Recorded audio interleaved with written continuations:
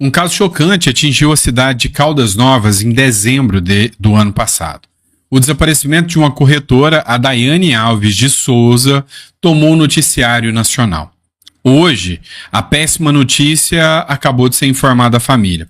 Ela foi encontrada sem vida. E o assassino, alguém mais próximo do que podia se imaginar. Uma pessoa que deveria estar lá para fazer as coisas funcionarem. O síndico do prédio. Ela simplesmente desapareceu ao descer a garagem para poder sanar um problema de falta de energia. E foi vítima de uma emboscada. Nós vamos falar sobre isso aqui, um caso que eu acompanhei de perto. Vocês sabem que Caldas Novas é minha cidade natal, e aí eu acompanhei um pouco, né, do desenrolar, né, da quantidade de informações, de carros de som passando, que a família mandou passar, até que hoje, né, saiu a resposta trágica da morte da Daiane. A gente vai falar um pouquinho sobre isso aqui. Outro ponto que a gente precisa falar também é sobre a política brasileira. Meu amigo, quando a coisa começa a ficar desesperadora, a turma começa a dar com a língua nos dentes. A Gleisi Hoffmann hoje acabou de soltar uma nota que caiu como uma bomba no colo do governo Lula sobre o Lewandowski. Sinceramente, hoje o sinal de alerta foi aceso. Uma nova descoberta revela, né, o que pode estar por detrás do caso master das ligações com Lewandowski, Alexandre de Moraes, Dias Toffoli e Lula. Enfim, seja muito bem-vindo. Hoje é dia 28 de janeiro de 2026. É sempre uma honra e um prazer enorme poder estar aqui com vocês, trazendo mais conteúdo. Esse é o nosso terceiro editorial do dia. Olha só, sempre há a mesma desculpa do Lula. Eu já sabia, companheiro. Sempre a mesma coisa. Integrantes do Palácio do Planalto se mostraram surpresos. E do Ministério da Justiça também, do qual o Lewandowski era o líder da pasta e segurança pública, demonstraram surpresa diante da revelação de um contrato milionário firmado pelo ex-ministro da Justiça Ricardo Lewandowski com o Banco Master. Olha isso. Enquanto Lewandowski era ministro da Justiça do Lula, o seu escritório de advocacia tinha firmado um contrato de 5 milhões de reais com o Banco Master, por indicação do líder do governo, Lula. O Lula tinha uma reunião com um contratante, o Vorcaro, isso em dezembro de 2024. Mas o Lula, eu não sabia, companheiro, não sabia de nada. O governo chegou a dizer que não sabia do contrato do Lewandowski com o Banco Master. E os ministros minimizaram a situação. Disseram que o ex-ministro atuar junto ao banqueiro é normal, coisa normal. Ora, simplesmente é um escárnio, né? Dizer que não tem nada de estranho um ministro da Justiça atuar para um banqueiro que posteriormente se mostrou num emaranhado, numa teia de ligações suspeitas, é estranho. Literalmente, isso é estranho. Agora, quem deu com a língua nos dentes depois de pressionada foi a Gleisi Hoffmann. Pois é, segundo a Gleisi Hoffmann, o Lula foi informado pessoalmente sobre as consultorias do Lewandowski. É o que informou a Gleisi Hoffmann, segundo o portal Metrópolis, o jornal Metrópolis. Você sabe quando é que um começa a dar com a língua nos dentes? Eu vou te contar um fato. Lá atrás, né, tinha um cara chamado Palocci, ex-ministro da economia do governo petista, que de repente foi apertando, pressiona daqui, pressiona dali, na Lava Jato, e até que um dia o Palocci resolveu falar. Será que a gente está diante de uma nova Lava Jato? Será que o escândalo do Banco Master vai explodir como um furacão no colo do governo Lula em pleno ano eleitoral? Será que tem mais alguma coisa a ver? Calma que eu te conto. O presidente Luiz Inácio Lula da Silva tinha conhecimento de que o escritório de advocacia do ex-ministro da Justiça e Segurança Pública Ricardo Lewandowski prestava serviço de consultoria em instituições privadas. Como revelou o Metrópolis, na coluna Andresa Matais, o Banco Master pagou 5 milhões ao escritório de Lewandowski, enquanto ele era ministro. E a Gleisi Hoffmann acabou de afirmar que o Lula sabia pessoalmente. Por que mentiu? Ou por que omitiu? Estranha essa história, né? Mas calma, calma que tem muita coisa ainda para ser revelada. Sobre o banco BRB ainda, que é o Banco de Brasília, mais uma brincadeirinha sem graça para o bolso do investidor. O BRB fez um evento agora com influenciadores. Para explicar sobre o caso Master. Depois da repercussão do tal Banco Master ter contratado influenciadores de direita e de esquerda para melhorar sua imagem perante a sociedade, que inclusive foi alvo de investigações, agora o BRB faz reunião, não contratação. Chamou os influenciadores, convidou os influenciadores para que tivesse uma reunião para que eles pudessem explicar o ponto de vista. Uma vez que a velha mídia, aquela imprensa horrorosa, não quer ouvir ninguém. Cara, sinceramente, a gente sabe que uma das vantagens dos influenciadores, eu não sei se eu tô dentro desses, né? Eu não tento influenciar ninguém aqui, eu só sou palpiteiro e eu mesmo peço para vocês me questionarem.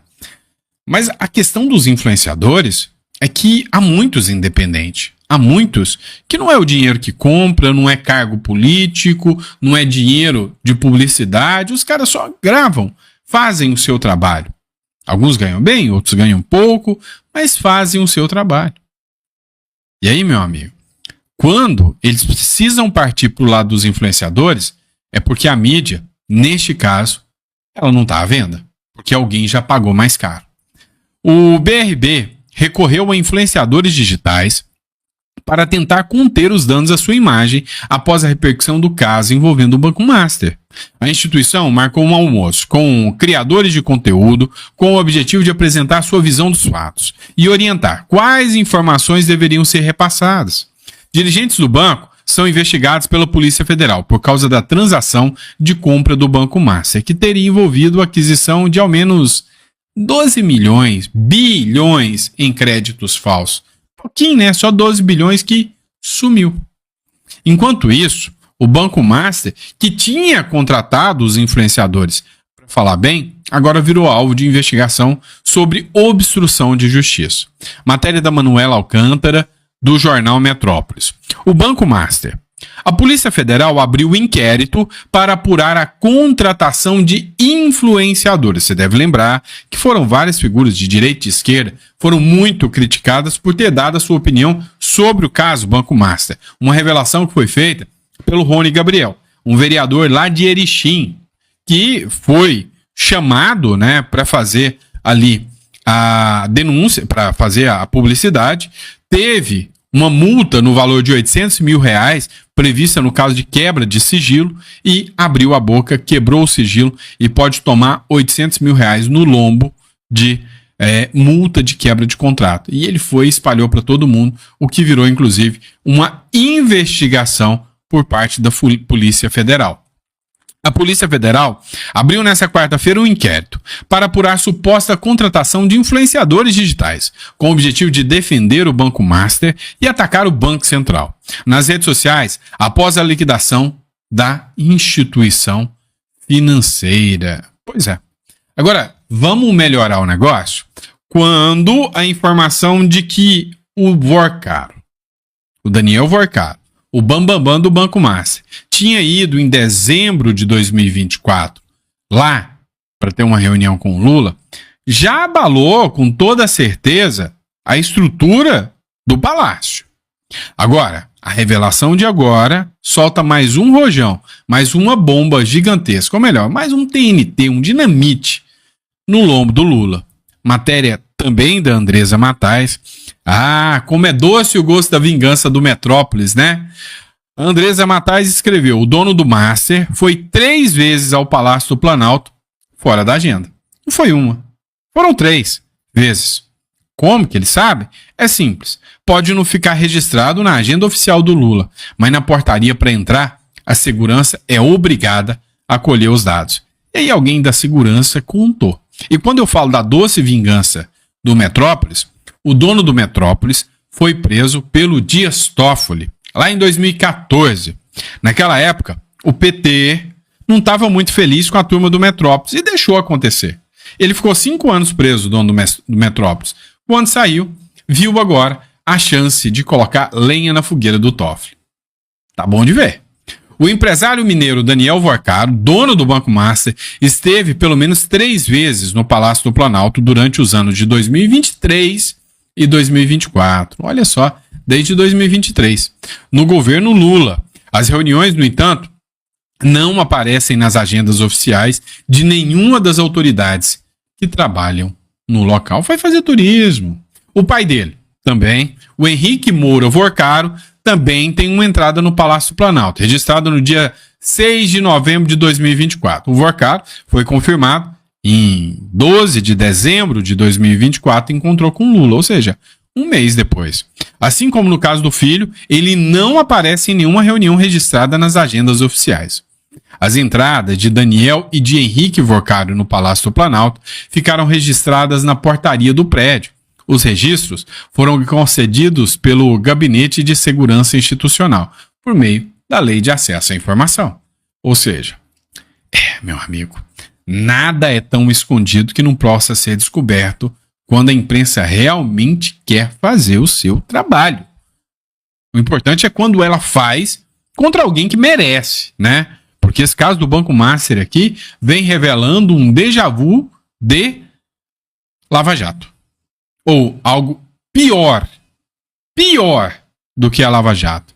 E se você viu o meme, sabor Lava Jato. É sabor Lava Jato. É Banco Master, mas é sabor Lava Jato, tá? Se você viu o meme, você vai me entender. Mas o fato é que, no caso do Banco Master, o Senado recebeu mais um pedido de impeachment agora, do Dias Toffoli. E aí tem um detalhe muito saboroso nesse pedido de impeachment que foi protocolado contra o Dias Toffoli agora. Não foi a oposição. Também não foi a esquerda, não. Foi quem?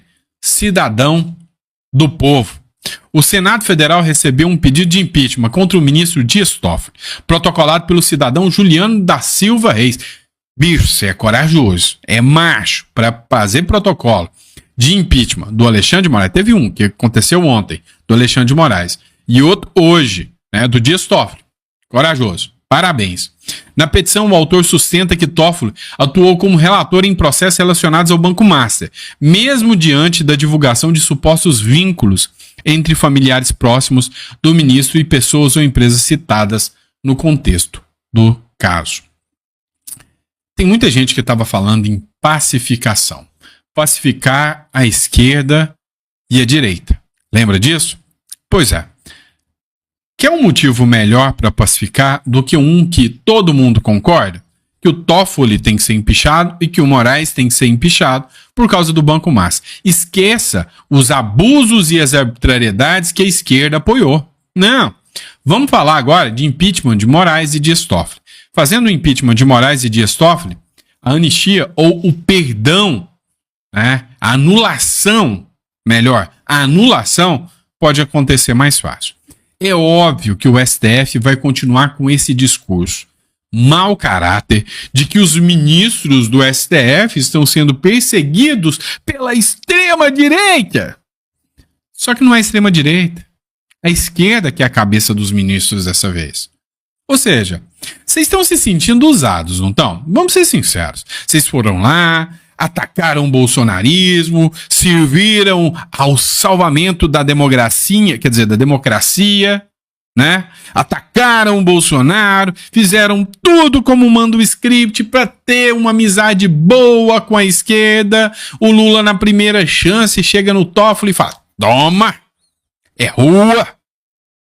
Larga a mão do Toffoli e tá esperando só o Toffoli cair. Os outros ministros do STF olharam incrédulos e emitiram uma nota ali, dizendo: uai, Lula, que parada é essa? Quando você precisou, a gente estava lá para arrancar o Bolsonaro. Agora que a gente precisa de você, que o bicho tá pegando pro nosso lado, você lava as mãos e sai fora? Detalhe, você tá no meio desse rolo também. E aí, a imprensa não tá perdoando. Eu tô adorando ver a imprensa fazer agora, com a Left People, com a turma do STF, a mesma coisa que fizeram com o Bolsonaro. Só que com uma diferença. Com o Bolsonaro foi injusto. Com vocês? Acho que não é não. O ministro participou hoje de um evento na Costa Rica e disse que os ministros da Suprema Corte são perseguidos.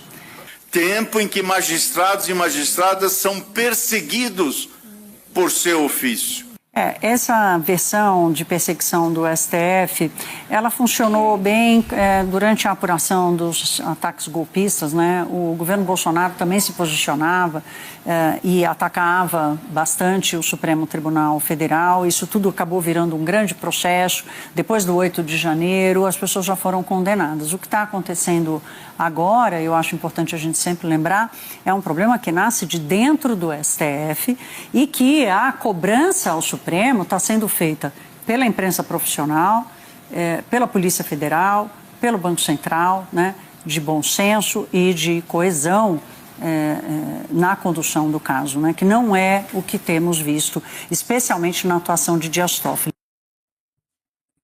Soltou a mão.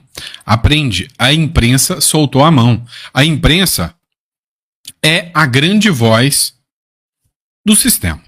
A principal peça do sistema chama-se mercado financeiro, chama bancões. São as famílias poderosas que comandam os bancos e têm bilhões e bilhões e bilhões de dólares na conta. Depois vem o STF, que está ali para blindá-los, o legislativo, que está ali para conduzir a sociedade de acordo com seus interesses. Depois vem burocratas que querem manter o sistema como está. E aí, lá embaixo, vem o povo. Lá embaixo vem o povo. Só que agora, os bancões que têm na imprensa a sua voz, ou seja, se os bancos quiserem o Lula, a imprensa vai amar o Lula e vai dizer para o Lula, como diria o Bonner, senhor Lula, você não deve mais nada para a sociedade. Agora, se a mesma imprensa mandar, o mesmo Bonner, né, se o mesmo sistema mandar, o mesmo Bonner vai falar para o Lula, Lula, você surrupiou no Banco Master. Entenderam como funciona o sistema? Então, a imprensa virou de lado. E eu tô achando maravilhoso, cá entre nós, tá? Vamos lá, pessoal. Vamos acompanhar agora o caso absurdo que aconteceu lá no sul de Goiás. Pois é, vocês viram o caso da corretora de imóveis que foi brutalmente assassinada e que ganhou uma repercussão nacional esse caso. O que aconteceu? A corretora de imóveis, ela já vinha com um desentendimento em virtude dos imóveis dentro, né, de um condomínio na cidade de Caldas Novas. Cidade minha, por acaso, né, de onde eu sou. E aí o que aconteceu foi o seguinte, ela foi vítima de uma emboscada. O síndico, que era uma figura muito criticada, né? Muita gente criticava o síndico, as posturas, as atitudes do síndico, chamou, né,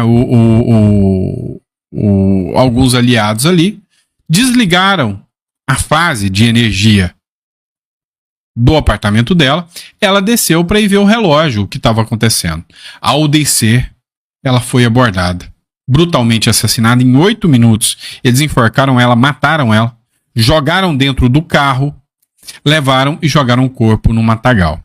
A defesa do síndico quer avaliar se a confissão que ele fez não foi sobre coação, né? Dizem que a polícia militar e a polícia civil do estado de Goiás teve uma conversa carinhosa com o síndico. E é por causa dessa conversa carinhosa que o síndico contou, né, onde estava o corpo. Ele levou até onde estava o corpo.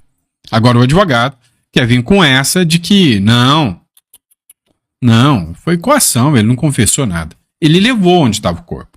O corpo da corretora foi deixado em mata, a cerca de 15 quilômetros de Caldas Novas. O síndico mostrou para a polícia onde deixou o corpo de Daiane Alves Souza, desaparecida desde dezembro. O síndico e o filho dele foram presos. A informação, até onde se sabe, é que o filho teria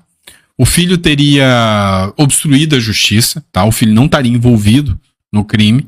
É a informação preliminar da polícia, que foi divulgada pelo jornal Metrópolis, mas que ele estaria obstruindo a justiça para que as investigações não andassem.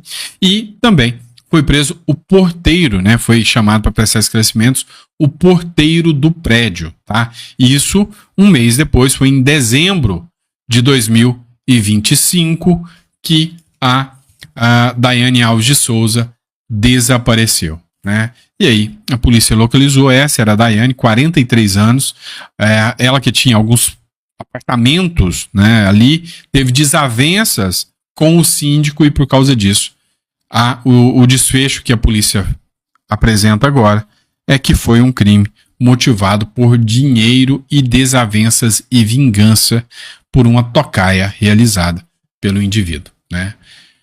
Aí é hora de trazer isso para a política, né? Não tá na hora de pôr penas mais pesadas? O pior de tudo é que talvez um cara desse ainda pegue uma pena menor do que a Débora do Batom. É tenso, não é? É triste. Talvez um sujeito desse até consegue uma domiciliar, vem um juiz e fala, não, este sujeito não apresenta risco à sociedade. Se ele fosse o Bolsonaro, ele era perigoso, mas não é, então não apresenta risco. Olha, que a justiça seja feita para a Daiane, tá? Que a família conforte o coração nesse dia de dor para a Daiane e que a justiça seja feita não só aqui na terra, como nos céus também. Que um dia, né, quem comete um ato tão torpe como esse, sinceramente, possa responder de todas as formas, em todos os cenários possíveis. O corpo da corretora de imóveis Daiane Alves de Souza, de 43 anos, desaparecida desde dezembro do ano passado, em Caldas Novas, foi encontrado na madrugada da quarta-feira.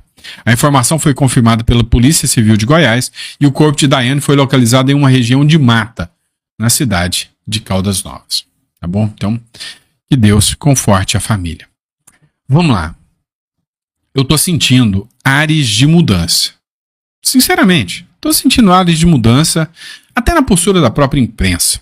Eu acho que o mau caratismo sem precedentes da imprensa passou quando o maior inimigo deles acabou sendo preso pelo Supremo Tribunal Federal, que era o Bolsonaro. Quer que você goste, quer não goste, o Bolsonaro era o maior inimigo da imprensa mau caráter. Daquela imprensa militante que só queria atacar, né, com questões tão estapafúrdias. Agora, por tanto tempo, destruíram a imagem dos bolsonaristas, mas será que agora a imprensa está disposta a voltar a humanizar aqueles que eles chamavam de fascistas e que todo mundo percebeu que agora não é nada disso? Quer um exemplo? Dá uma olhada. Essa senhora que vocês estão vendo na tela é uma das senhoras que simplesmente foi atingida por um raio lá na caminhada do Nicolas Ferreira. Aquela raça torpe da Left People extrema tá lá atacando o Nicolas Ferreira, pedindo prisão do Nicolas Ferreira como se o raio fosse responsabilidade do Nicolas. Ah não, Sandro, mas peraí. O Nicolas era o organizador e como organizador, o Nicolas tinha a responsabilidade de mandar todo mundo ir para casa. O Nicolas caminhou, gente. O Nicolas não era organizador, ele falou, eu tô caminhando. Quem quiser será bem-vindo e que venha. Então não foi um ato organizado, foi um ato orgânico, ele começou a caminhar. E chegou mais gente, mais gente, mais gente, e milhares de pessoas foram participar desse evento que vai ficar para a história do Brasil. Agora, onde que entra essa senhora aí? Ela é uma das vítimas do raio. Do raio. Que é um objeto da natureza. Pois é. O que me chamou a atenção aqui foi a forma que a Folha de São Paulo colocou, humanizando-a. Abre aspas. Se eu tivesse morrido, não teria problema. A causa é justa, diz mulher atingida por raio de Nicolas Ferreira.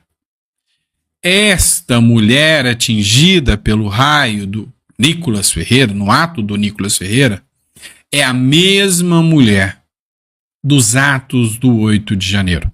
Não ela. Não o corpo físico dela, mas a ideia, a mensagem, a mentalidade é só de gente que queria brigar por um Brasil melhor, livre dessa corrupção que está sendo escancarada na fraude do INSS, no Banco Master e em outros casos estupidamente absurdos que são apresentados no Brasil. A vontade de mudança é a mesma. Então, reconheçam, aquelas pessoas do dia 8 de janeiro tinham o mesmo sonho dessa senhora. Se morresse, era por uma boa causa, por um Brasil mais justo. Era exatamente 10h30 do último domingo, sob chuva forte, em Brasília, quando as amigas Lúcia Helena Canhada Lopes, de 68 anos, e Maria Eli Silva, de 58 anos, saíram do hotel, em direção à Praça do Cruzeiro.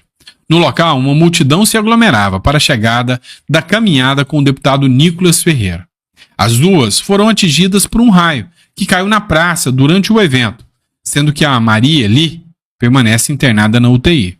Já a Lúcia estava em sua casa, em Olímpia, interior de São Paulo, e incentivou a amiga dizendo: olha, na idade que a gente dá, tá? A gente não pode passar vontade, não. E elas foram, participaram e simplesmente disseram que se tivesse morrido, era boa causa.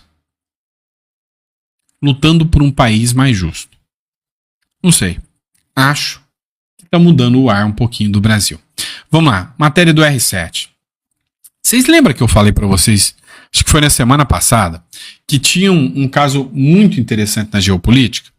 O caso era o seguinte. Olha, a China paga lá de... Eu sou a foda das galáxias do exército mais poderoso. E a Rússia também. A Rússia é exército poderoso. Só que é o seguinte, desde a Segunda Guerra pra cá, nem Rússia, nem China tinham sido testadas no seu poderio bélico e nas suas ações. Enquanto que os Estados Unidos participou de guerras, de ações, de invasões, estava lá, pronto para proteger a Ucrânia, participou lá do Afeganistão. Ela sempre mostrou sua força bélica, sempre esteve lá e sempre foi um investimento. A Rússia, por sua vez, nunca foi testada. E quando foi, encontrou uma barreira na Ucrânia, num país que todo mundo pensava, olha, a Rússia, com seu poder exorbitante, vai eliminar a Ucrânia em menos de 78 horas.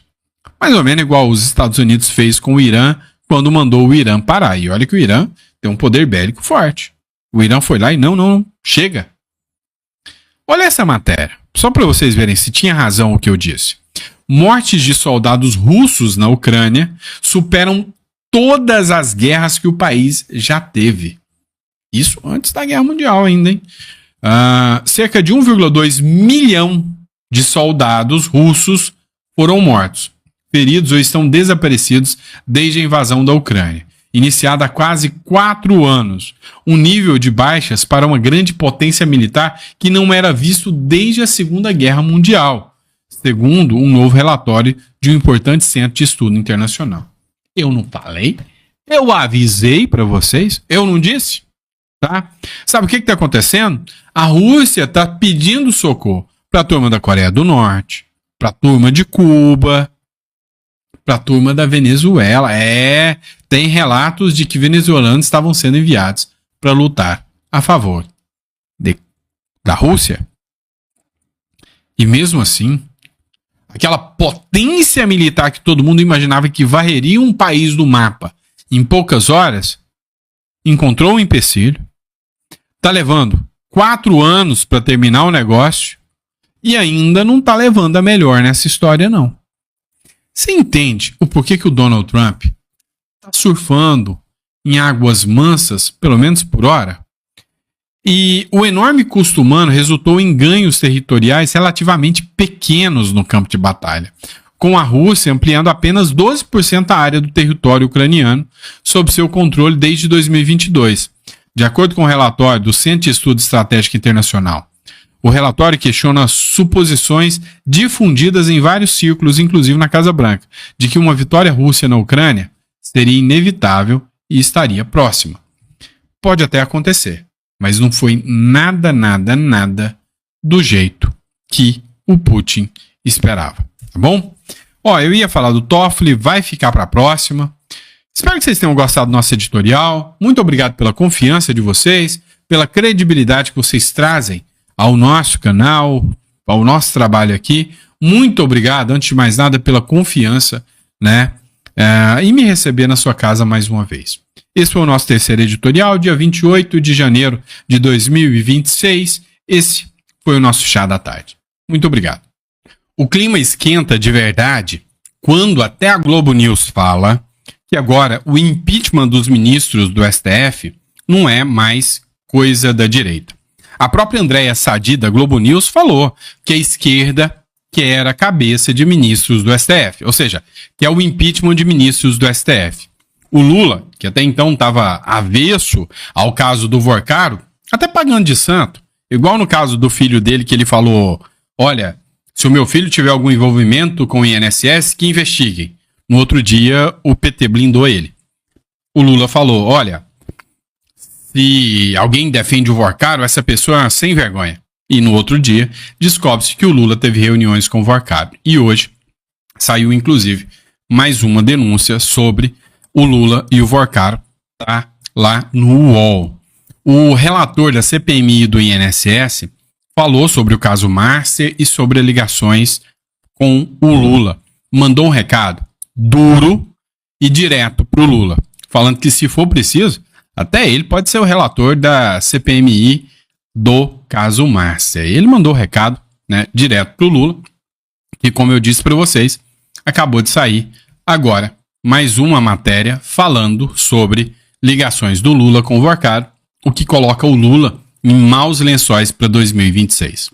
Outro ponto que a gente precisa conversar também é sobre o Alessandro Vieira. Sim, ele é o relator da CPMI do crime organizado. E ele preparou uma armadilha perfeita para pegar os ministros do Supremo Tribunal Federal. O que a gente está vendo no jogo agora? É o Lula soltando a mão dos ministros do Supremo Tribunal Federal, e isso aí ainda vai dar o que falar, porque mesmo entre os ladrões existe honra, e a grande questão é que se o Lula abandonar os ministros agora, o Lula vai se queimar. O Congresso Nacional está com sangue nos olhos para pegar a turma do Vorcaro, né? E aí, até, né, o sistema financeiro está querendo isso. Então, o Lula está querendo abandonar o Dias Toffoli, e isso não está sendo bem visto pelos demais ministros do STF que querem a cabeça do próprio Lula. Tudo isso a gente vai falar nesse editorial. Esse é o editorial número 2 da Hora do Almoço. A gente deu uma atrasadinha. Hoje, dia 28 de janeiro de 2026. Não esqueça de se inscrever no canal, dá uma força pra gente. Lembrando a vocês que a gente vai fazer uma análise melhor também lá no Instagram. Nós vamos ter uma postagem lá para vocês. Dito isso, bora para cima, vamos de matéria. É o seguinte, matéria do G1. Uma ala do Supremo tá querendo a cabeça do Lula, tá revoltado, porque o Lula tá abandonando o Dias Toffoli. A ala do Supremo reage ao Planalto e vê Lula lavando as mãos no caso Toffoli. A avaliação de ministros do STF que defendem o Dias Toffoli, e aí a gente não tem muita dificuldade de saber quem é, Alexandre de Moraes, Gilmar Mendes, o próprio Fachin também defendeu o Toffoli, né? Recorre à corte como aliada quando precisa, mas deixa o tribunal sozinho na linha de tiro quando há desgaste. Ou seja, uma ala do Supremo já está encarando o Lula aí como um baita de um traíra, um baita de um traidor. Caso Master. Postura de Lula com o Toffoli intrigou, inclusive, bolsonaristas. Até os aliados, né, do ex-presidente Bolsonaro estão intrigados. Nossa, nem eles imaginavam que o Lula ia largar a mão do Supremo tão fácil para fritar um ministro que ele mesmo colocou lá. Lideranças bolsonaristas dizem desconfiar das reais intenções de Lula ao se mostrar incomodado com a relação de Dias Toffoli. Para caciques bolsonaristas, Lula está jogando Toffoli aos leões por dois motivos. O primeiro seria para pressionar o ministro a enviar o caso Márcia para a primeira instância. Por que disso? Segundo a avaliação da oposição, o presidente Lula, ele acha que se esse caso se mantém ali na Suprema Corte, pessoas ligadas ao governo, como o próprio Lewandowski, que era ministro do governo Lula, entre outros aí, como Guido Mantega, por exemplo, também, poderiam ser alvos, né, de investigações. Então, na avaliação dele, o Lula tem medo da citação de aliados petistas no caso Master dentro do STF. E aí seria melhor para o Lula que o Toffoli remetesse isso para a primeira instância ou para o STJ para uma blindagem mais calma, né, sem citar ministros e figuras ligadas ao governo. Segundo as reportagens, o líder do governo no Senado, que é o Jacques Wagner, teria pedido ao Master que contratasse o ex-ministro Guido Mantega e o Ricardo Lewandowski. A troco de quê? Né? Um pedido vindo de um servidor público numa empresa privada? Isso, no mínimo, gerou muita especulação dentro da grande imprensa, né? Gerou especulação grande. O Cláudio Humberto, jornalista, lá na Band News, ele falou justamente sobre o contrato de Lewandowski com o Banco Master.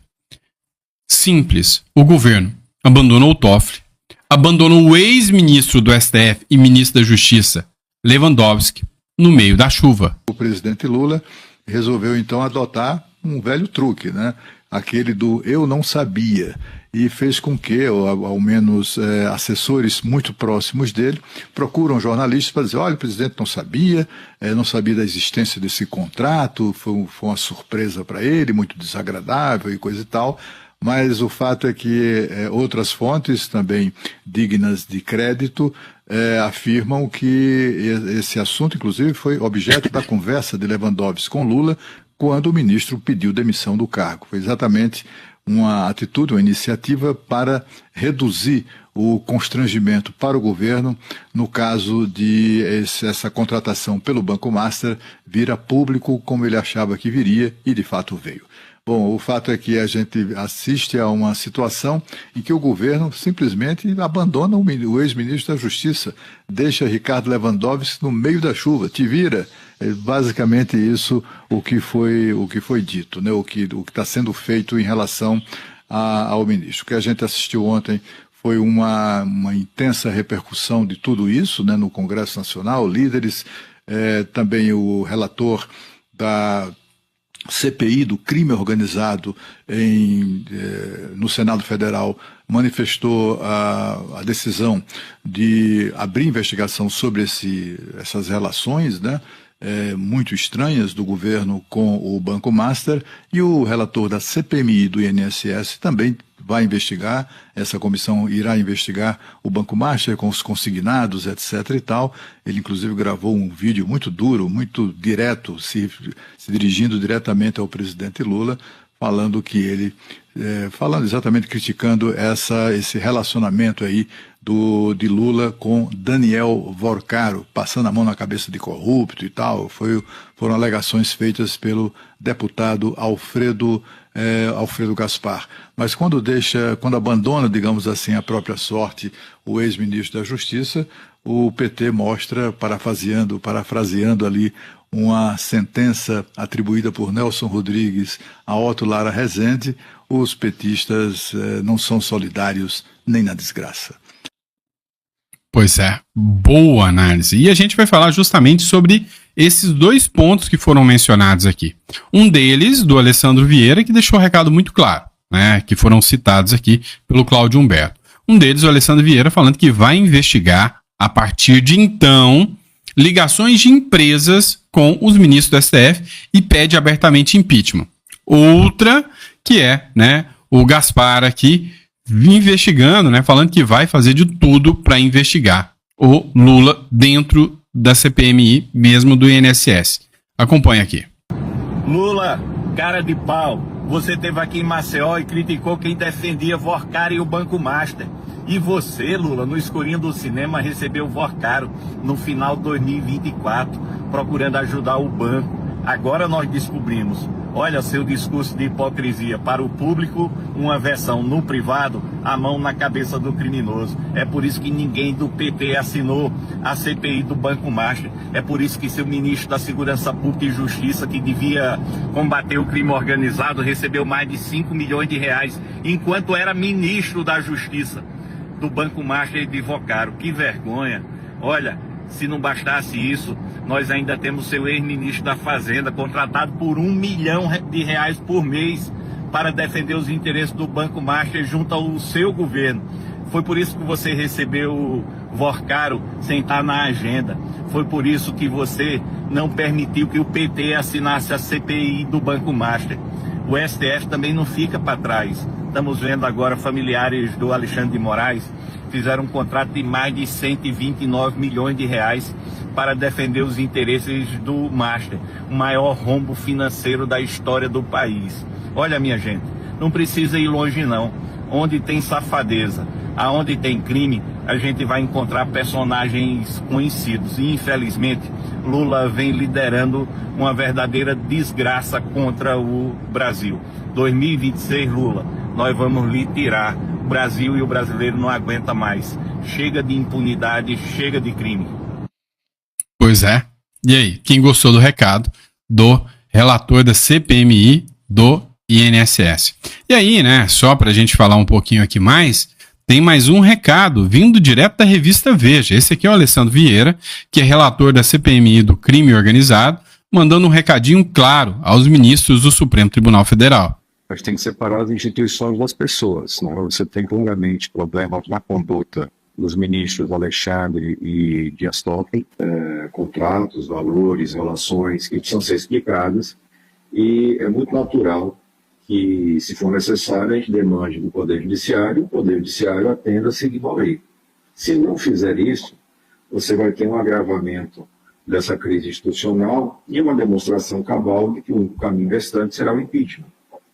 Porque o que não pode numa democracia de verdade é você ter pessoas que estão acima da lei, que não podem ser investigadas, que não podem ser admoestadas.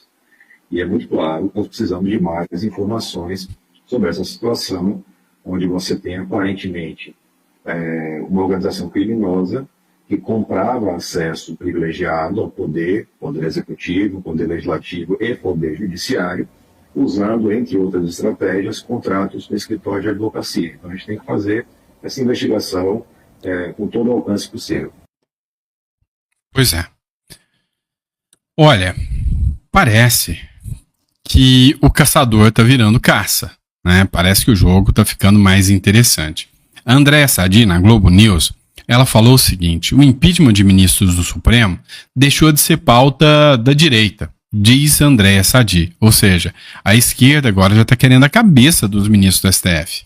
É inevitável, né, que o Supremo enfrente esse problema, porque se continuar assim, vai continuar afetando a credibilidade do Supremo enquanto as novidades aparecerão. Não há dúvida nenhuma. Ninguém pense que isso vai acabar. Ninguém pense que não tem gente querendo fazer delação premiada, não tem gente querendo contar mais histórias. Não há como escapar, a não ser com censura, né? Então, eu acho que os ministros do Supremo têm que se preparar para um ano muito duro, inclusive porque é um ano eleitoral. Se o Senado quiser forçar uma situação e iniciar um processo de impeachment esse ano ainda, no mínimo vai ser uma pauta para a campanha de muita adesão popular, porque a opinião pública está irritadíssima com isso e ninguém está querendo entender as razões conceituais do Supremo. Ninguém quer saber o seguinte: quem é que roubou? Quem é que está atrás do Master? Quem é que está defendendo o Master? Por que está defendendo? Isso é que as pessoas querem saber. Não tem jeito de resolver o caso sem que isso seja resolvido. E não é uma pauta da extrema-direita. Não. É importante que se coloque isso. As pessoas acham que antes o impeachment de ministro do Supremo era uma pauta da extrema-direita. Era uma pauta de... A chave virou. As pessoas querem, de fato, saber como é que explica isso, Otávio Craposto. Então, vamos lá. Se o Fachin joga o caso para a segunda turma, para decidirem ali sobre se o foro é competente ou não, o Gilmar Mendes é um dos ministros que vão voltar. A lei da magistratura, lei orgânica da magistratura, no seu artigo 36, diz que é proibido ao juiz emitir opiniões sobre o caso ou antecipar seu voto. Cara, quando o ministro Gilmar Mendes diz que é regular, elogia a Procuradoria-Geral da República por considerar regular, ele está antecipando o voto dele, ou pelo menos emitindo opinião sobre o caso. É por isso que eu digo que código de conduta, de ética, não sei o que, é perfumaria. porque já existe isso na lei orgânica da magistratura. Então, esse é um erro, né? Esse aí é um erro. O ministro vir em rede social tuitar, no meu entender, para antecipar o seu veredito. A verdade é uma só. Não precisa de lei, tem até a Constituição. E esses caras não respeitam. Cá entre nós, né?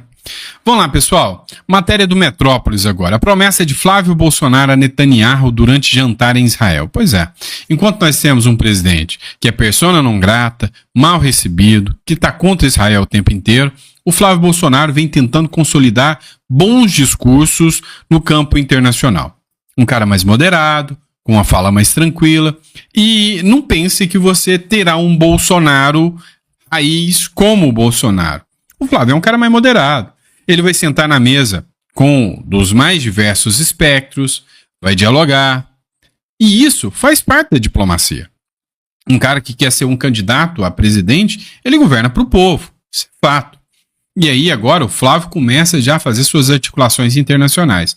E aí, ao Benjamin Netanyahu, ele prometeu voltar à presidência para reestabelecer, chegar à presidência para restabelecer os bons relacionamentos entre Brasil, Israel e Estados Unidos, que o Brasil pretende ser um dos grandes aliados dos Estados Unidos, né, no contexto geopolítico, e de Israel também, o que foi bem aceito. Flávio Bolsonaro, inclusive, foi ovacionado e aplaudido de pé. Enquanto isso, o Lula manda recadinho para Delcy Rodrigues, para vice do Maduro, né, e pede que ela dê conta do recado na Venezuela. Vai dar. O Trump tá no cangote. Eu proximamente vou falar com a presidenta Delcy. Eu espero que ela consiga dar conta do recado. É importante que o presidente Trump permita que a Venezuela possa, cuidar da sua soberania, cuidar dos interesses democráticos da Venezuela. E vamos ver o que vai acontecer. Está tudo muito recente. E eu acho que nós temos que ter um pouco de paciência, porque quem vai encontrar uma solução para o povo da Venezuela é o próprio povo venezuelano. Não será o Brasil, não será os Estados Unidos, será a Venezuela. E nós temos que ter paciência e ajudar com que o povo venezuelano possa cuidar do seu destino. Pois é, né? O Lula continua com aquele discurso de defesa, né? Da soberania. Na verdade, a gente sabe muito bem que a defesa do Lula não é da soberania e nem da Venezuela, é do Maduro. Vamos lá. Voltando ao caso do Alessandro Vieira, né? Relator da CPMI do crime organizado quer apurar a ligação entre o Banco Master e os ministros do Supremo Tribunal Federal. O senador Alessandro Vieira disse que vai pedir a quebra de sigilo de empresas de familiares dos ministros. A comissão do Senado retoma reuniões na próxima semana e tem duração prevista até abril deste ano. Foi aventado uma situação: quebrar o sigilo bancário dos escritórios de advocacia dos parentes dos ministros do Supremo Tribunal Federal e apurar, né, quais contratos ligados a contas, né, a situações irregularidades poderiam haver ali, né? Então foi levantado isso. Óbvio, né, que fere o Estatuto da OAB, uma situação como essa, a não ser que se apure indícios suficientes de irregularidades, que para mim é o que cheira o caso do Banco Master, com um contrato de 129 milhões, com um contrato de 5 milhões agora que chegou a informação, e do contrato de uma outra figura aí que dava, né, a brincadeira de 1 milhão por mês, né? Alguém lucrou muito com isso. Vamos lá, pessoal. Valdemar da Costa Neto vai para o tudo ou nada na candidatura de Flávio Bolsonaro, é o que diz Andréa Sadi. E sim, o Flávio Bolsonaro já se consolidou, não tem mais choro. O presidente do PL, o Valdemar Costa Neto, está all-in no projeto do Flávio Bolsonaro, pelo menos a preço de hoje. O Valdemar me disse que tem algumas ideias ali de como vender, ele já está nessa ideia de como embalar o Flávio Bolsonaro como o candidato desse campo e acredita que o Flávio Bolsonaro pode conseguir reduzir a sua rejeição se fizer algumas modificações ali, comparando com o discurso de 2018 e 2022 do próprio pai. O Valdemar diz que conta primeiro com essa conversa do Tarcísio com o Bolsonaro, porque ele acha que pode aparar algumas arestas, alguns ruídos que ficaram muito públicos depois da definição da candidata de Flávio Bolsonaro, apesar das negativas, de que não tem nada disso, que está tudo bem. o Valdemar acredita que essa conversa vai ser importante para isso. 2, ele já está empenhado, totalmente engajado nessa estratégia de vender o Flávio Bolsonaro como o Bolsonaro moderado, ou como eles gostam de chamar, o Bolsonaro que tomou vacina. Ele acredita que isso vai ser importante para reduzir a rejeição do Flávio. E, por fim, ele acredita no trio Tarcísio, Michele e Nicolas para ajudar a alavancar a campanha do Flávio Bolsonaro de forma nacional. Então ele acredita que todo mundo vai embarcar, que esses personagens são importantíssimos para o Flávio Bolsonaro. Isso é o que diz o Valdemar para mim. O que eu tenho ouvido muito nos bastidores a respeito do Tarcísio é o seguinte, a turma do Centrão acha que o Tarcísio estava com a faca e o queijo na mão ali quando da definição do Flávio, porque ele tinha um movimento, uma escolha a fazer. E ele fez essa escolha, né, que não foi no caminho, na direção que o Centrão queria. O Centrão achava que ele podia se posicionar, ele perdeu o time de se posicionar como uma alternativa a esse bolsonarismo. Só que o problema, como me dizem as pessoas ali do entorno de fato do Tarcísio Raiz, é que o Tarcísio jamais romperia, jamais vai largar a mão de Bolsonaro. Ou seja, jamais vai passar a imagem de que ele poderia atrair o Bolsonaro. Então, com o Flávio colocado, eles estavam esperando para ver se o Flávio, de fato, ia manter a sua candidatura. Como isso está se consolidando, a única coisa que pode mudar o curso, o rumo dessa história seria Bolsonaro recuar, que eles não acham que isso vai ser o caminho, porque o Bolsonaro está de olho na manutenção do espólio, ou alguma coisa fora da curva, alguma coisa que está alheia, que as pessoas não estejam enxergando e que possa acontecer até abril, que é o prazo limite para os governadores que queiram disputar a presidência, deixem os seus cargos. Se isso não acontecer, eles acham que sobrou para Tarcísio, de fato, apoiar o Flávio Bolsonaro e 2030 eles vão ver o que fazer ali, se lembrando que você tem 100 anos até a eleição de 2026, imagina até a eleição de 2030. Mas esse é o cenário hoje traçado por líderes do Centrão e também pelo presidente do PL com quem eu conversei. Pois é, o Tarcísio vai ter que assumir, gente, não tem mais papo, tá? Hoje o Lula chega ao Panamá, se reúne no hotel com o Bolsonaro do Chile. Lula desembarca no Panamá na terça-feira e se reúne no mesmo dia com o presidente eleito do Chile, né? Aconteceu ontem, o José Antônio Cast teve uma reunião com o Lula, falou em relações bilaterais, melhorar as condições de diálogo entre o Brasil e o Chile, né? Mas cobrou imediatamente que o Lula coopere, principalmente com o Chile e os Estados Unidos, no combate ao crime organizado. Parece que o Lula é mais cobrado em todos os lugares que ele vai, né, para combater o crime organizado, igual Maduro. Lula tem almoço secreto com Moraes em meio ao caso Master. A gente já falou sobre isso aqui no último editorial, mas é importante a gente observar alguns pontos aqui. O presidente Lula teve um almoço secreto com o ministro do STF, Alexandre de Moraes, recentemente em Brasília. O encontro aconteceu em meio à crise que atingiu a corte por envolvimento de magistrados com o Banco Master. Lula e Moraes almoçaram a sós, segundo 3 fontes do governo e do judiciário, ouvidas pela coluna do Igor Gadelha.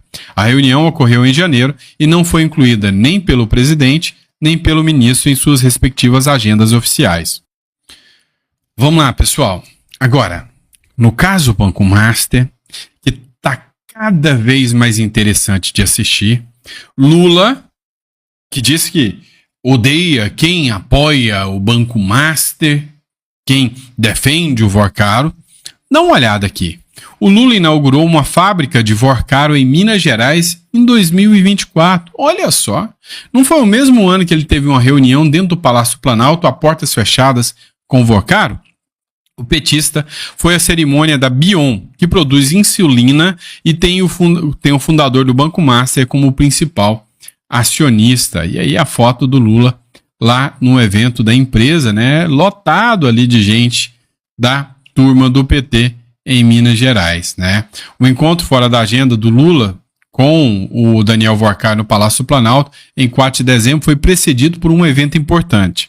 Antes, o petista havia participado em 26 de abril, no mesmo ano da inauguração da fábrica de insulina da empresa Bion, localizada em Nova Lima, na região metropolitana de Belo Horizonte, em Minas Gerais. O principal acionista da Bion é o Banco Master, por meio do fundo Cartago. Pois é, cada vez mais o nome do Lula vem aparecendo junto ao Vorcaro. E aí, o William Vac também, né? William Vac também falou sobre o caso Master e o cheque, o fundo do poço, né, que ainda não chegou, não bateu a porta do Lula. Dá uma olhada.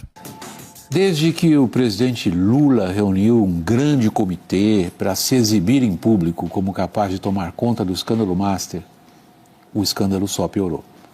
Hoje estamos assim.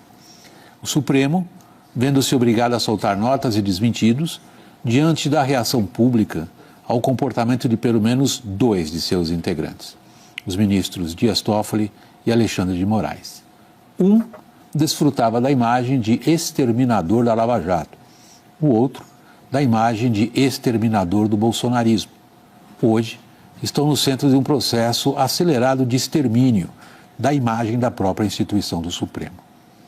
O Planalto manteve-se por algum tempo no silêncio de quem observa, até com certo conforto, dificuldades políticas de outros, até o escândalo subir a rampa, chegar ao 3º andar da sede do Poder Executivo, passando por lideranças políticas do partido do governo no Senado, pelo ex-ministro da Justiça. O impacto de tudo isso vai muito além da continha importante, porém a continha simples, de quem é que está levando vantagem em cima de quem na disputa por suculentas narrativas contra o adversário na campanha eleitoral. O aspecto central desse escândalo é o que ele exibe em termos de patrimonialismo, ou seja, como é que interesses privados se apoderam de pedaços do Estado e transformam cofres e pedaços da máquina pública em ferramentas na defesa de seus interesses particulares. Isso não é nada novo no sistema político e de governo brasileiros, mas, hoje, dá a sensação de algo nunca antes visto, num país que achava ter passado por tudo em matéria de corrupção, cinismo, falta de qualquer senso de pudor por parte de agentes políticos e públicos. Quem poderia imaginar que com a volta do Lula, né, o Brasil ia voltar a ter tantos e tantos escândalos de corrupção expostos? Vamos falar do Nicolas Ferreira? Vocês sabem que a turma da esquerda mirou a bazuca para cima do Nicolas Ferreira, mas isso chama-se desespero, medo. Dá uma olhada o que o Felipe Monteiro falou ali no Metrópolis. Eu não vejo, né, ninguém da esquerda, né, tendo a mesma importância e a mesma relevância que o Nicolas Ferreira. Né? Quer você goste ou não do Nicolas Ferreira, não dá para você olhar o que esse rapaz faz e não achar que ele é uma pessoa relevante na política. Né? Pelo contrário, ele é muito relevante, sim. Aí tem uma questão que eu coloco. Né? Você vê, por exemplo, para o espectro da esquerda, tudo bem, tem a Tabata Amaral, né? Tem algumas pessoas que podem ser um nome que venham a ter mais destaque nos próximos anos, né? Mas quando você analisa as pessoas jovens, né? As pessoas que venham surgir da esquerda, não tem ninguém que chegue perto ao Nicolas Ferreira. Pelo contrário, né? O PT e o Lula, nessa sua saga em buscar a hegemonia da esquerda e encalar pessoas que poderiam se destacar no futuro, acabaram por esterilizar o nascimento de uma nova esquerda, o nascimento de pessoas e lideranças políticas que poderiam, de certa forma, surgir. E essa realidade eu não vejo do lado da direita. Né? Pelo contrário, Nicolas Ferreira é um nome forte, é um nome relevante. O que ele fez nas últimas semanas, que parte da mídia ignorou, né? E não noticiou e não relatou, né? Foi algo que eu, sinceramente, nunca vi, né, no Brasil nos últimos anos, né, nas últimas décadas. Né. Pelo contrário, né, algo realmente novo o que ele fez em relação a buscar, né, ter uma certa presença, a pautar o noticiário, a mobilizar a população. E por que o Nicolas Ferreira incomoda tanto? Né? Por que eles querem tanta prisão do Nicolas? É porque ele é grande. Olha só o que disse o Lindbergh Farias aqui. Deixa eu falar uma coisa séria para vocês. Esse Nicolas não é herói. Ele é um irresponsável. Nós acabamos de entrar com a denúncia contra ele na Procuradoria-Geral da República, em cima do artigo 132 do Código Penal. Expor a vida ou a saúde a perigo direto e iminente. Deixa eu falar para vocês. 89 pessoas foram atendidas nos hospitais de Brasília. Agora, tudo isso podia ser evitado. Sabe por quê? Existe um alerta do Instituto Nacional de Meteorologia. Estava claro. Estava aqui, olha. existe um alerta laranja, com previsão expressa de chuvas intensas, ventos fortes e alto risco de descargas elétricas. Olha, tem uma senhora que está na UTI. Foram 89 pessoas que passaram pelos hospitais. Tem gente hospitalizada, mas tem uma senhora que está na UTI. Eu falo da tripla irresponsabilidade. Primeiro, eles não deviam ter chamado o ato. Depois da chuva, sabendo dessa previsão, eles eram para ter dispersado. Não fizeram nada. Caiu um raio. Houve aquele acidente. As pessoas feridas. Mesmo depois de tudo isso, eles continuaram com o ato. O Nicolas pensando só no ego dele. Pensando só em estar ali tirando partido político daquilo. Não teve preocupação com a vida. Continuaram o ato. É impressionante, né? Como eles acham que as pessoas acreditam que eles estão preocupadas, sinceramente preocupadas, com as pessoas que estavam no ato do Nicolas Ferreira. É entre nós, né? Faça-me rir. Pessoal, que Deus te dê uma mesa farta, repleta de bênçãos. A gente volta, tá? Daqui a pouquinho, às 4 horas da tarde, com mais um editorial para vocês. Abraço. O ministro André Mendonça figurou 2 vezes no noticiário político. A primeira, porque ele teve a chance de soltar uma figura amplamente conhecida no meio político. E não soltou. A segunda, porque agora ele tem a chance de impor tornozeleira em alguém amplamente conhecido no sistema da política. Mas até agora não colocou. Eu vou explicar para vocês do que se trata esse, vamos dizer assim, numus público que o André Mendonça deveria ter feito.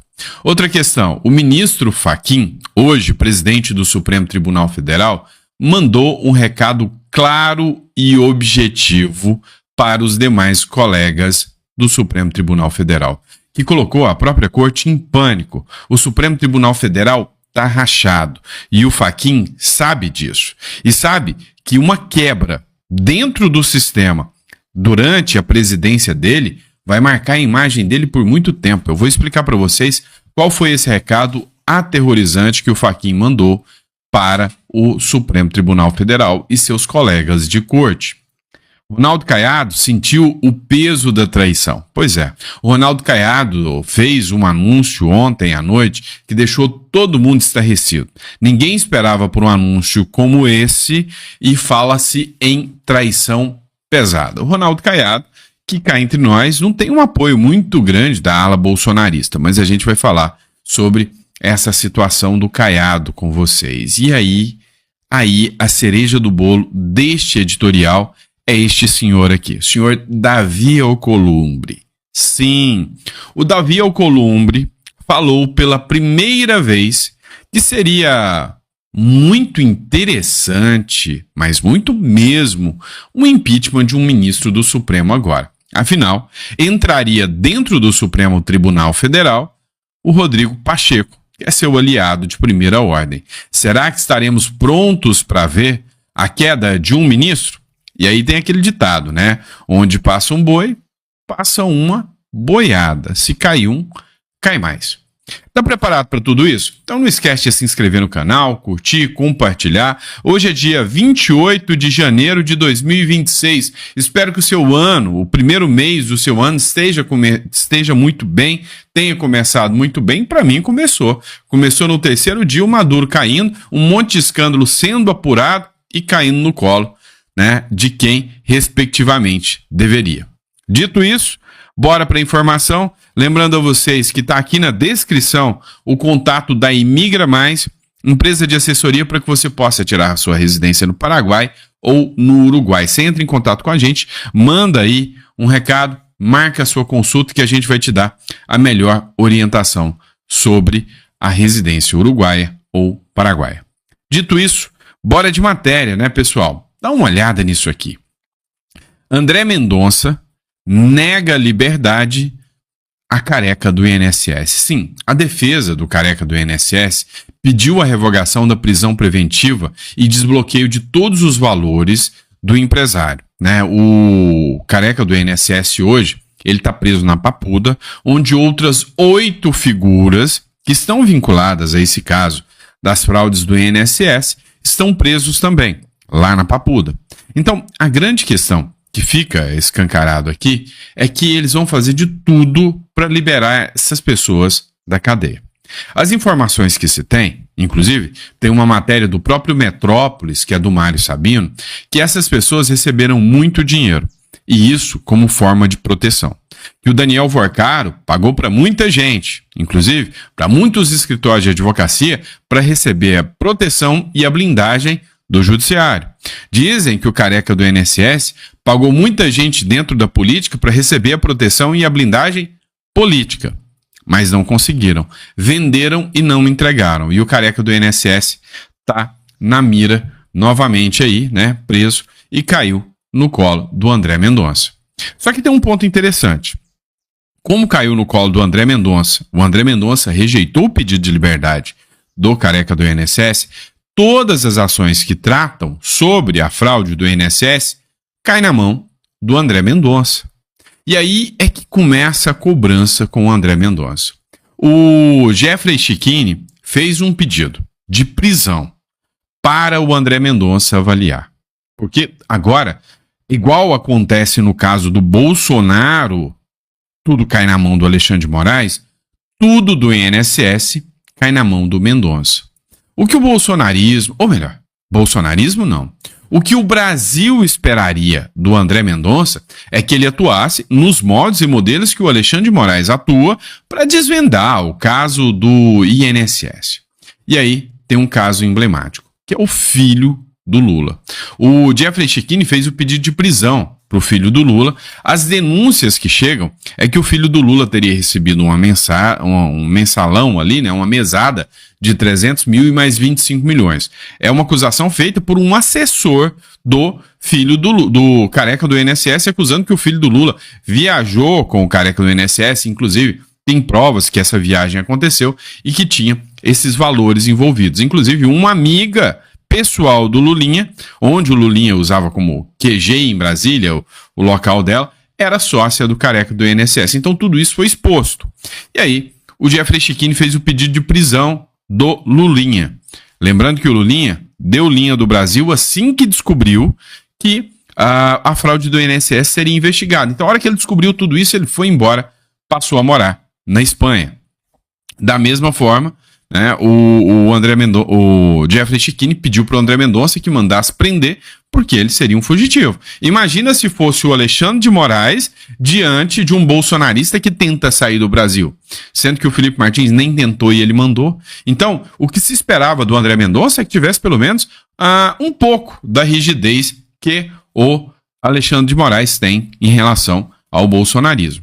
Mas o Marcel Van Hatten pediu, já que não dá a tornozeleira, pelo amor de Deus, né? Apreende o passaporte dele e põe tornozeleira. Pelo menos isso. Acabamos de protocolar no Supremo Tribunal Federal um pedido para que André Mendonça avalie colocar tornozeleira eletrônica no Lulinha e também que retire o seu passaporte. A notícia é que ele está no Brasil e vai voltar para a Espanha, de onde ele veio e onde ele está nesse momento, inclusive, residindo. E onde ele teria recebido nos últimos meses e anos uma mesada de 300 mil reais do careca do INSS. A Roberta Luxinger, que foi pega justamente nas interceptações da Polícia Federal, orientando o careca a mandar 300 mil reais para o filho do rapaz, já está de tornozeleira eletrônica. Não faz sentido o Lulinha não estar com tornozeleira eletrônica e poder sair do Brasil.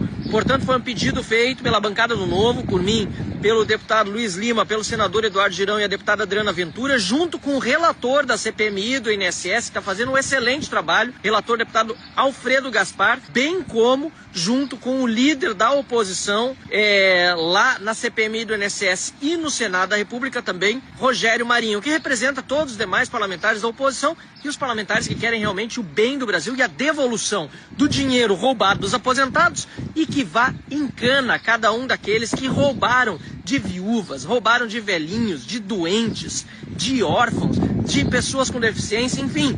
É preciso que a justiça se restabeleça nesse país. Pois é. pedido está feito. Agora, sinceramente, cá entre nós, seria uma vergonha se o André Mendonça simplesmente não desse a resposta, né? Ou seja, não atender esse pedido. Mostra que realmente tem uma certa preocupação política por parte do André Mendonça. E vocês já pararam para pensar se há uma ordem de apreensão de passaporte e tornozeleira para o filho do Lula, o tamanho da bomba política que seja? Entenda que esse aqui não é uma conotação política. Tem efeitos políticos? Sim, mas é jurídica. Tem todos os requisitos necessários e o André Mendonça estaria agindo totalmente dentro da lei. Ao não decidir, é que eu me questiono se realmente a lei está sendo aplicada.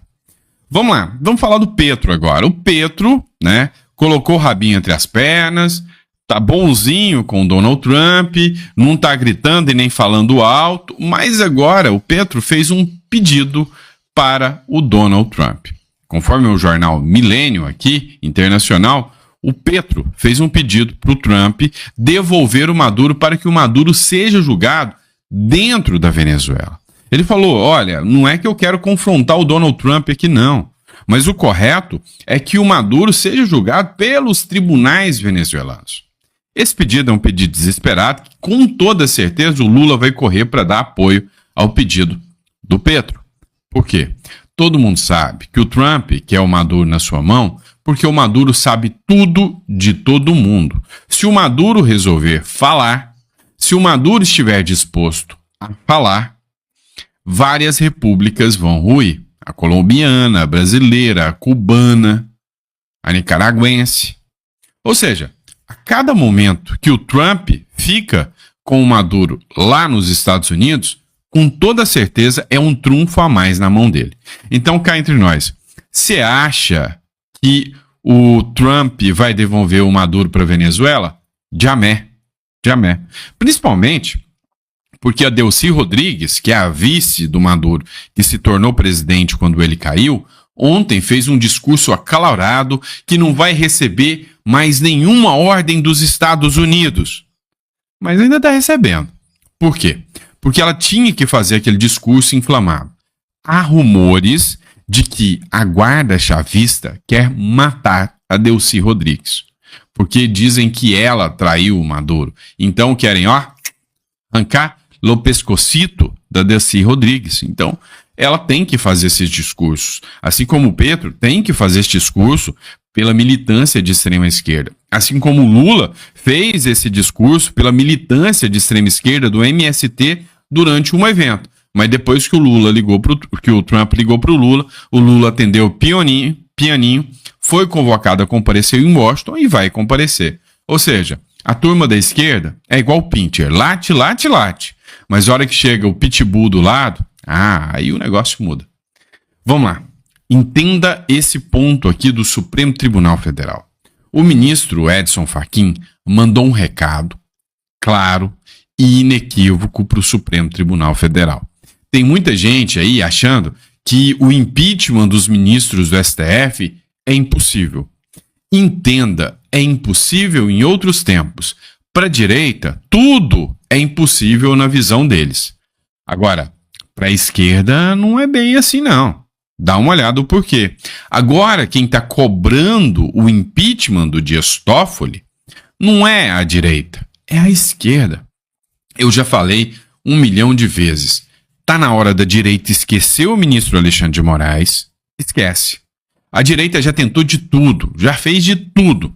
Mas está na hora da direita esquecer o Alexandre de Moraes, se juntar com a esquerda. O inimigo do meu inimigo é meu amigo, pelo menos nessa batalha. Se juntar com a esquerda e começar um movimento pelo impeachment do Dias Toffoli. Uma pressão total. O sistema já quer a queda do Dias Toffoli.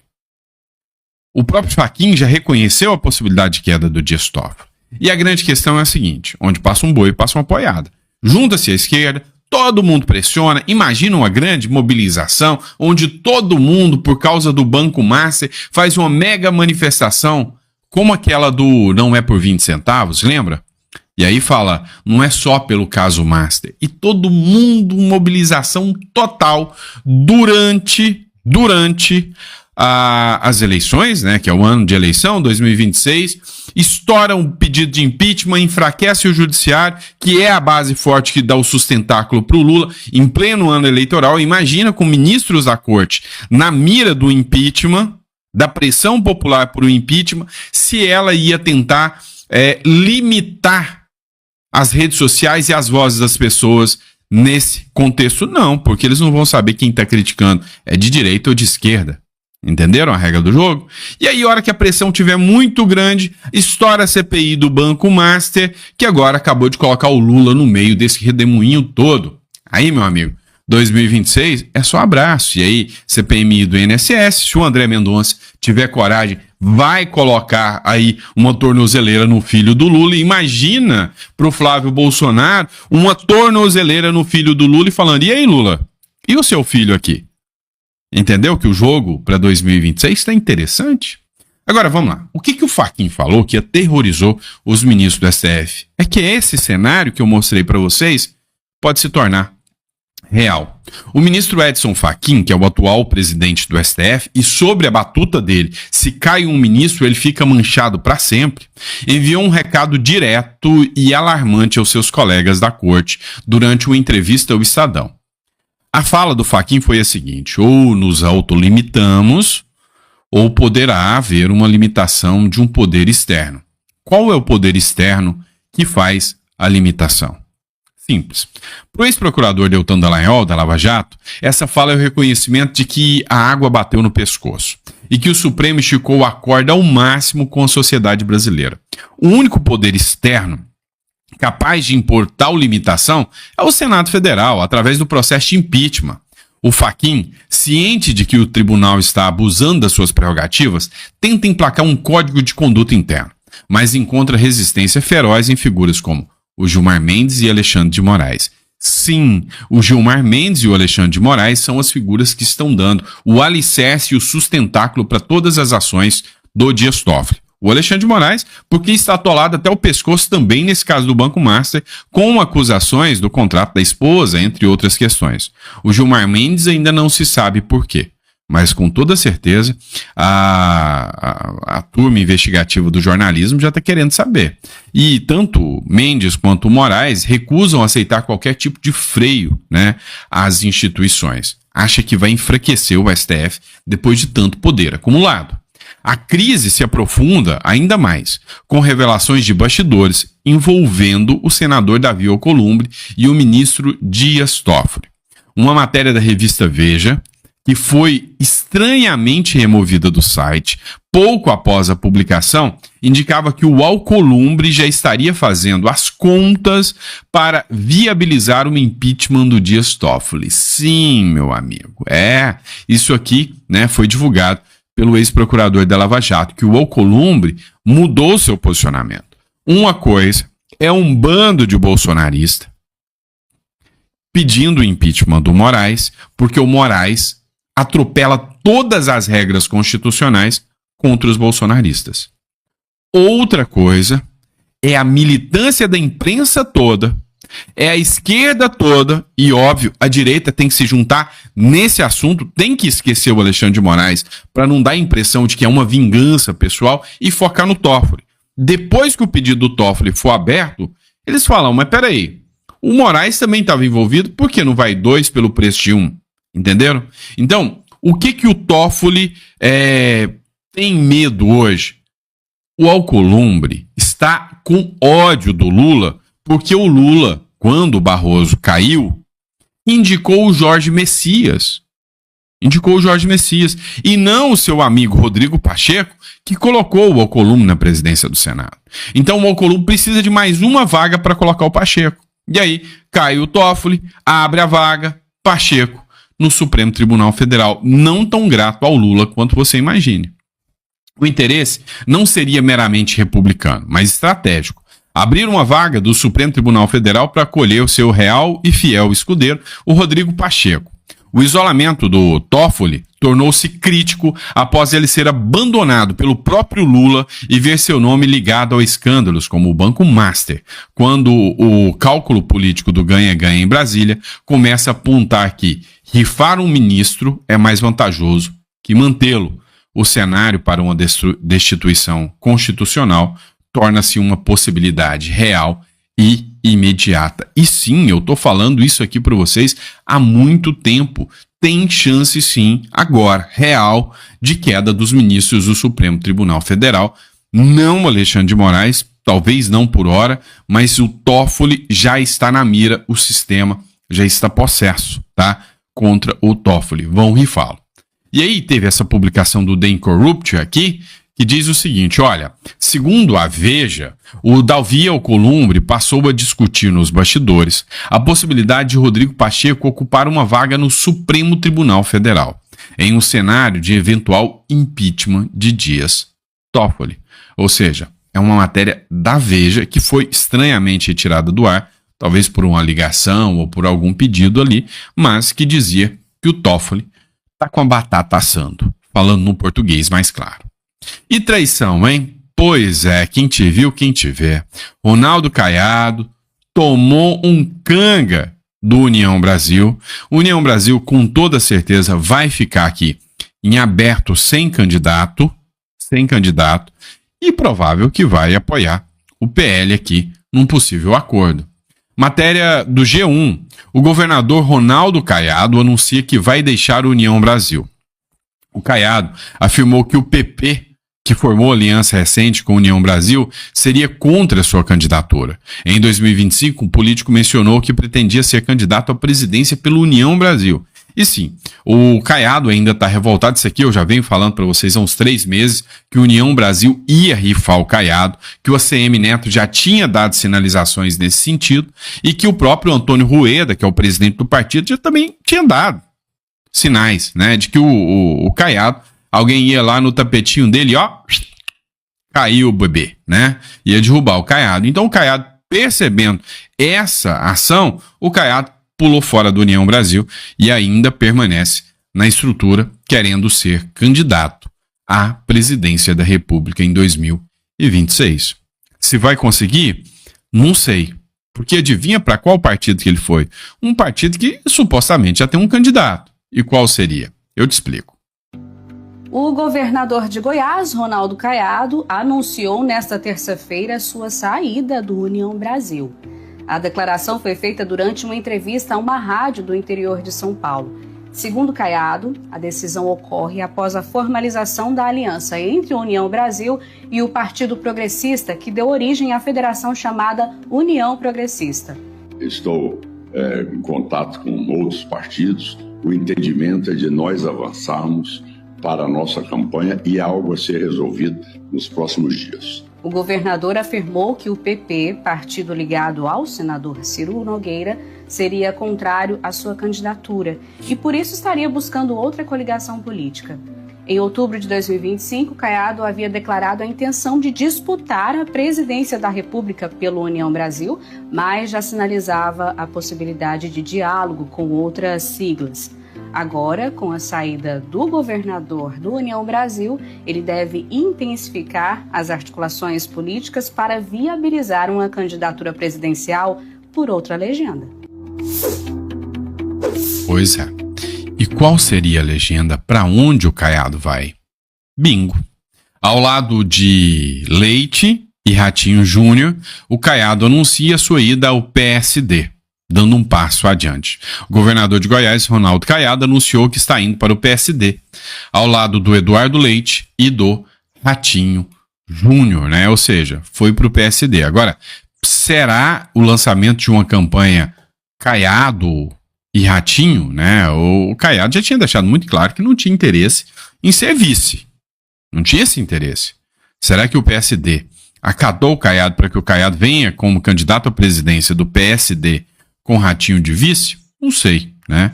Momento importante na minha trajetória de vida. Vocês sabem que vem de um partido desde que eu iniciei minha trajetória política.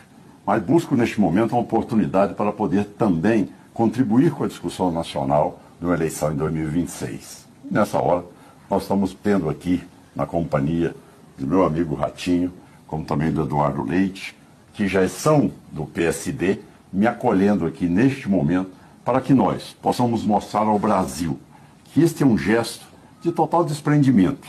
Aqui não tem o interesse pessoal de cada um. aquele que for escolhido levará essa bandeira de um projeto de esperança e de resgate daquilo que o povo tanto espera. Caráter, determinação, honra, coragem moral e também independência intelectual para governar esse país. E é dessa maneira que eu realmente sou recebido aqui e hoje tenho a graça de poder ter aqui a minha filiação partidária no PSD e ao lado desses dois colegas, governadores muito bem avaliados, nós iremos disputar essa eleição em 2026. O que sair aqui, candidato, terá o apoio dos demais. Isso aí, Caiado, Ratinho, uma alegria para nós, porque antes da nossa aspiração individual como agentes políticos, vem a nossa aspiração como brasileiros. O Brasil precisa encontrar um rumo que devolva esperança para as pessoas. Esse é o compromisso do PSD. A gente constitui aí um partido que reúne pessoas que pensam o Brasil, que querem fazer a diferença. A gente não precisa pensar igual em todos os temas, a gente precisa pensar no Brasil. E quando a gente é capaz de pensar no Brasil acima de tudo, pode ter certeza, a gente constrói um país diferente a partir desse processo eleitoral que vem pela frente. Seja bem-vindo, prazer será trilhar ao teu lado e ao lado do Ratinho nessa jornada. E um prazer, Caiado, ter uma pessoa do teu quilate, da tua força, da tua liderança, poder fazer parte desse projeto junto com a gente de união.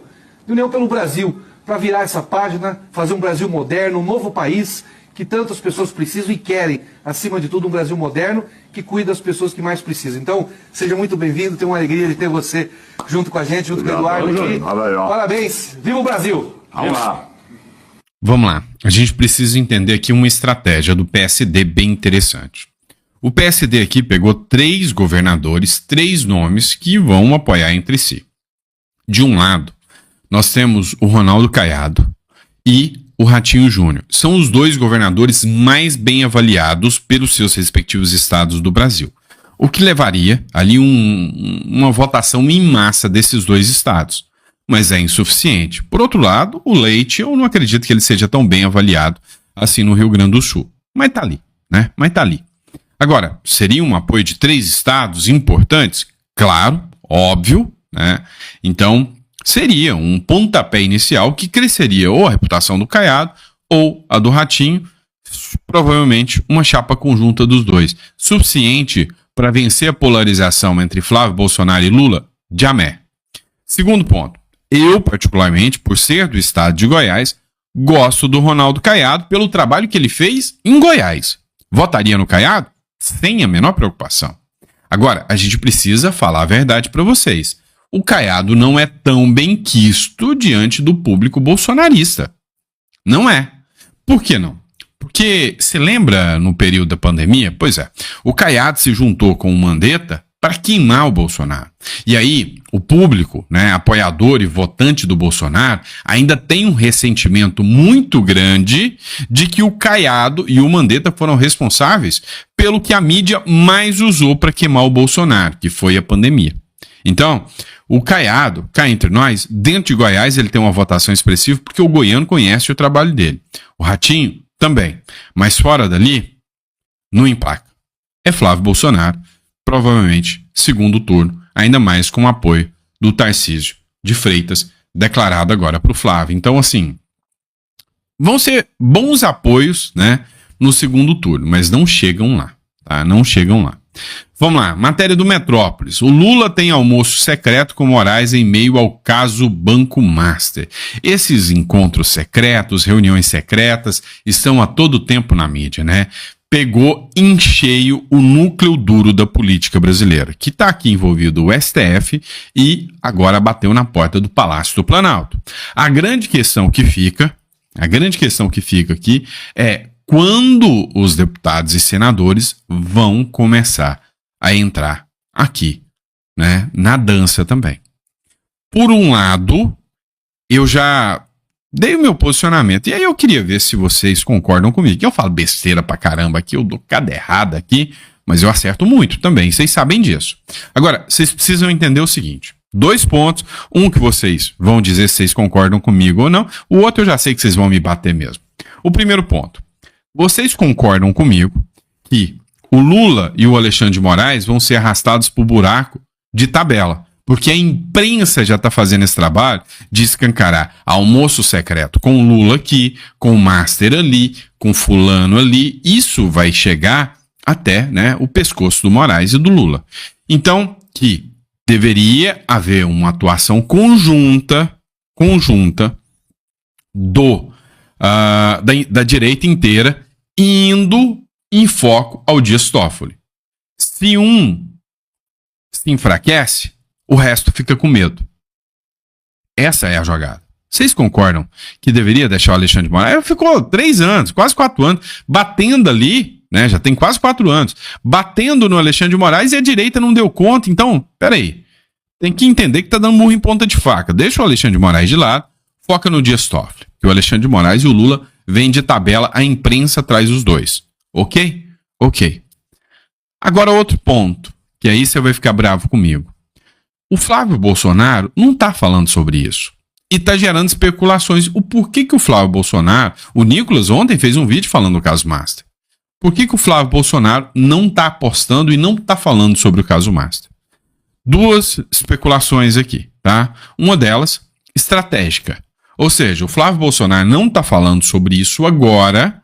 Por quê? Porque ele sabe que isso aí pode respingar em muita gente. E pode ser um potencial aliado. E o Flávio não quer falar sobre isso. Seria uma estratégia não tão moral.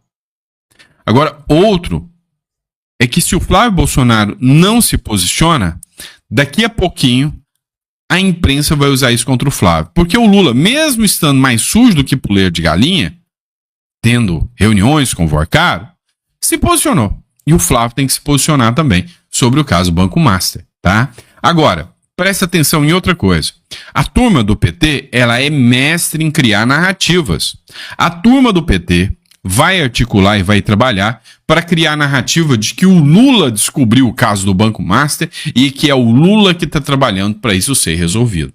Então, é por isso que a minha visão é que o Flávio Bolsonaro deveria se manifestar sobre isso. E a sua opinião? Qual é? Coloca no comentário que eu quero saber. Dito isso, pessoal, vou deixar o contato aqui para vocês da Imigra Mais, aqui na descrição também.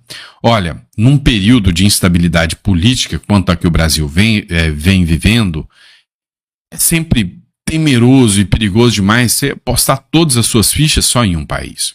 Você não entendeu ainda que é tranquilo você fazer o processo de imigração, você tirar um direito de residir fora do Brasil, ter uma cédula bancária, uma cédula de identidade de outro país, da qual você pode abrir contas bancárias, da qual você pode se estruturar.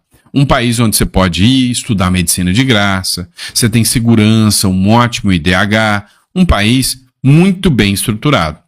E a Imigra Mais está aqui para dar todo o suporte e ajuda para que você passe, né, a estar do lado dessa, com essa segurança para você. Então, entre em contato com a Imigra Mais. Não é uma consultoria, é uma parceira para te ajudar a estruturar um novo futuro para você. Tá bom? Entre em contato. Muito obrigado pela confiança e pela credibilidade. E eu vejo vocês no próximo editorial, ao meio-dia, hoje, dia 28 de janeiro de 2026.